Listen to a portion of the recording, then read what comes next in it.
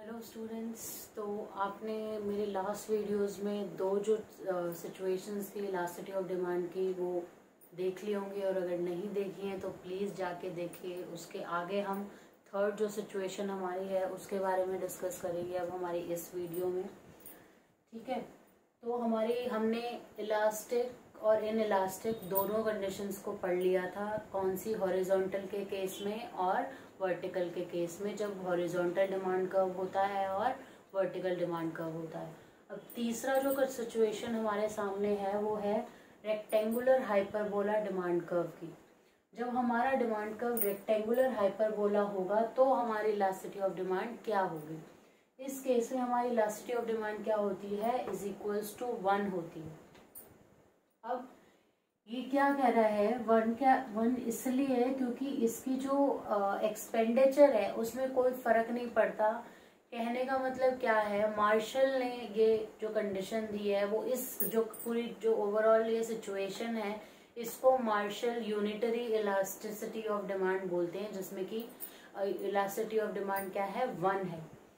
उसका कहने का मतलब क्या है, जैसे हमने ये ग्राफ प्लॉट किया, एक तो आप ग्राफ जो है बहुत अच्छे से प्लॉट करें, फुल लेबलिंग करें उसमें, तो ही आपको फुल मार्क्स मिलेंगे। अदरवाइज अगर उसको कुछ थोड़ा बहुत छोड़ देंगे तो फिर वो उस ग्राफ का कोई मतलब नहीं रह जाता। मेरा कहने का मतलब क्या है कि अगर आप डिमांड कर्व बनाएं तो उसको लेबल करें कि ये डिमांड कर्व है।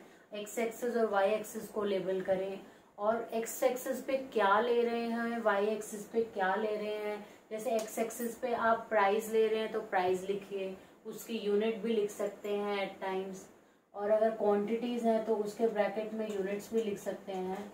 ठीक है, Q1 Q2 सब पॉइंट्स को जरूर लेबल कीजिए, तभी आपका जो ग्राफ है वो कंप्लीट माना जाता है। सो हम अपने ग्राफ पे वापस आ जाते हैं। हमारा ग्राफ क्या कह रहा है? ये है हमारा रेक्टेंगुलर हाइपरबोला डिमांड कर्व। ठीक है, तो मार्शल क्या कहते हैं कि रेक्टेंगुलर हाइपरबोला के केस में जो एक्सपेंडिचर कर रहा है कंज्यूमर उस प्रोडक्ट के ऊपर, उसमें कोई चेंज नहीं होता, चाहे उसका प्राइस इंक्रीज करे या डिक्रीज करे। कहने का मतलब क्या है, किसी भी प्रोडक्ट का अगर हमें एक्सपेंडिचर निकालना है कि उस एक पर्टिकुलर प्रोडक्ट पे एक कंज्यूमर कितना खर्च कर रहा है, कितना एक्सपेंडिचर कर रहा है, तो हम क्या निकालते हैं? P इंटू क्यू ही निकालते हैं ना। उसका प्राइस इनटू क्वांटिटी जब निकाल देते हैं तो हमारा क्या आ जाता है? एक्सपेंडिचर आ जाता है।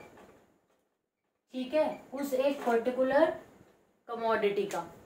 तो ये कहना चाहते हैं मार्शल इसमें कि उसके जो एक्सपेंडिचर में कोई फर्क नहीं आता।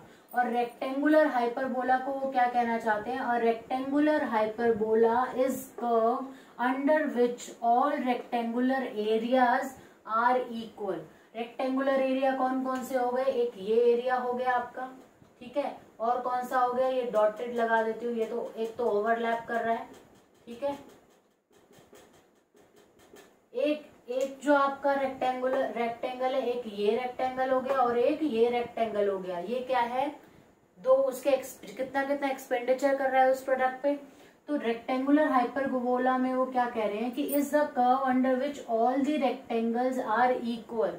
ये रेक्टेंगल और ये रेक्टेंगल दोनों इक्वल होंगे। Area of OPTQ is equals to OP1JQ1।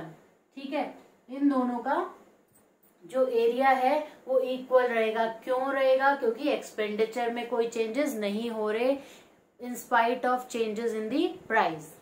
उसके बाद क्या कहते हैं? The each rectangular area under demand curve shows total expenditure on the commodity।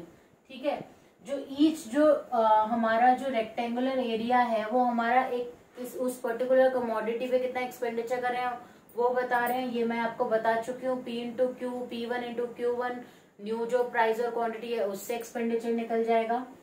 तो in this case it remains constant.